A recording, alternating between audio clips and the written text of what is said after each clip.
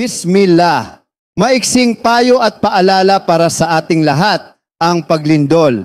Aral sa Islam, lahat ng nangyayari, mabuti man o masama, ay nasa ilalim ng qadr ng Allah.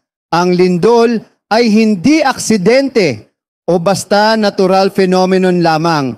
Ito ay bahagi ng kapangyarihan ni Allah.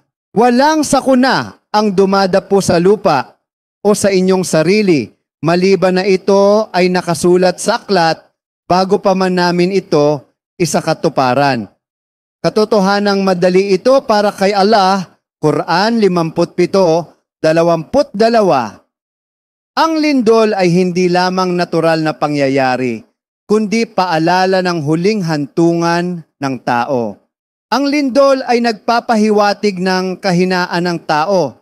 Kahit gaano tayo kalakas o kayaman, isang iglap lang kayang maglaho ang lupa.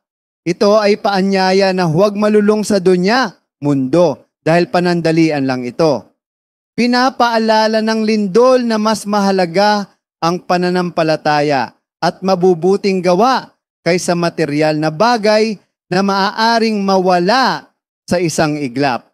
Mga dapat gawin kapag lumindol: magsala, espesyal na dasal tuwing may takot na fenomena gaya ng lindol o eclipse.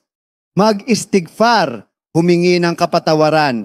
Magdua, humingi ng proteksyon at awa mula kay Allah. Magbalik loob, taubah. Magsisi at ayusin ang sarili bago mahuli ang lahat. Ito'y munting paalala para sa atin lahat